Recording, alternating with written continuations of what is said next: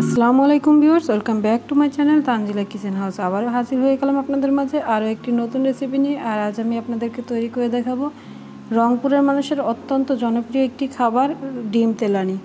তো এই ডিম তেলানিটি শুধু কিন্তু রংপুরের মানুষের যে বিখ্যাত খাবার বা পছন্দের খাবার তা কিন্তু নয়, আমাদের বরিশালের মানুষও কিন্তু অনেক পছন্দ করে এই ডিম তেলানি রান্নাটা।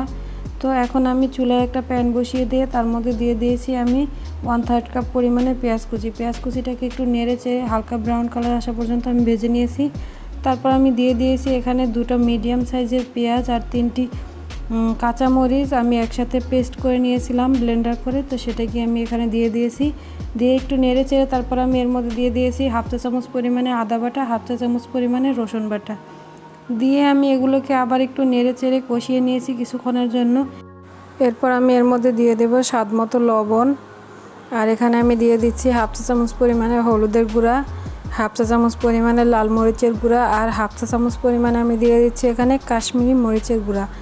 আপনারা চাইলে এখানে কাশ্মীরি মরিচের গুঁড়ার পরিবর্তে 1 চা চামচ পরিমাণে লাল মরিচের গুঁড়াও দিয়ে দিতে পারেন। আর এখানে আমি দিয়ে দিয়েছি 1/2 চা চামচ পরিমাণে জিরের গুঁড়ো, এখানে কিন্তু ধনিয়ার গুঁড়া অ্যাড করতে হবে না। আর এরপর আমি ভালোভাবে মশলার সাথে মেখে নিচ্ছি, এটাকে মিশিয়ে নিয়ে তারপর একটু কষিয়ে নিয়েছি। তারপর এর মধ্যে আমি 2 টেবিল চামচ পরিমাণে পানি দিয়ে দিয়েছি, দিয়ে এটাকে আবার একটু নেড়ে চেড়ে ভালোভাবে কষিয়ে নিচ্ছি। চুলার আঁচটা কিন্তু লোতে রেখে তারপর এই মশলা কষানোর কাজটা করতে হবে। তো আমি এটাকে ভালোভাবে নেড়ে চেড়ে কষিয়ে নিচ্ছি।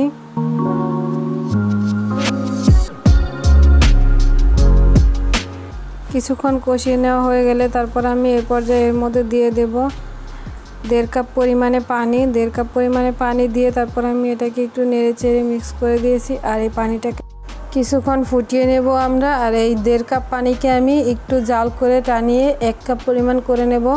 তারপরে এই ঝোলটা যখন টকবক করে ফুটতে থাকবে সেই পর্যায়ে আমি এর মধ্যে দিয়ে দেব 4টি ডিম।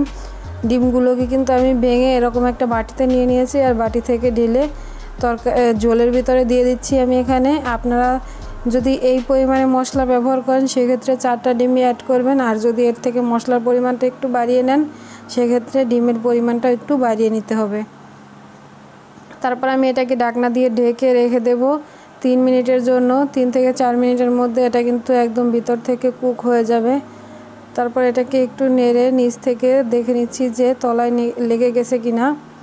তো আমার এই ডিমের তরকারিটা একদম ঠিক আছে, এটা কিন্তু তলা থেকে লেগে যায়নি। তারপর এখন আমি চুলার আঁচটাকে একটু বাড়িয়ে তারপরে এটাকে আরও 3-4 মিনিটের মতো জাল করে নেব।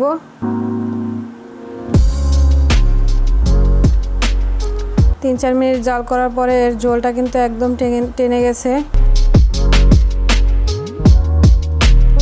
আর এটাকে এখন আমরা চুলা থেকে নামিয়ে নেব। আমার রান্না কিন্তু অলমোস্ট ডান হয়ে গেছে। তো আপনাদের কাছে যদি আমার রেসিপিটা একটু ভালো লেগে থাকে তাহলে অবশ্যই আমার ভিডিওতে একটা লাইক করে দেবেন এবং কমেন্টস করে জানাবেন যে কেমন হয়েছে। আর আমার চ্যানেলটাকে সাবস্ক্রাইব করে আমার পাশেই থাকবেন। এরকম নিত্য নতুন আরও অনেক রেসিপি পেতে আপনারা আমার চ্যানেলটাকে সাবস্ক্রাইব করে আমার চ্যানেলের পাশে থাকবেন এবং চ্যানেলটা সাবস্ক্রাইব করে এর বেল নোটিফিকেশনটাও অন করে দেবেন। এতে করে আমি যখনই কোনো রেসিপি আপলোড করব সাথে সাথে আপনাদের কাছে নোটিফিকেশন চলে যাবে, আর আপনারা চাইলেই সেই রেসিপিটা সাথে সাথে দেখে নিতে পারবেন সবার আগে। তো আমার ভিডিওটা যদি আপনাদের কাছে একটুও ভালো লেগে থাকে তাহলে অবশ্যই আমার জন্য দোয়া করবেন, এবং আপনাদের সবার জন্য আমি দোয়া করি, সবার সুস্বাস্থ্য কামনা করি। আজকের মতো এ পর্যন্তই।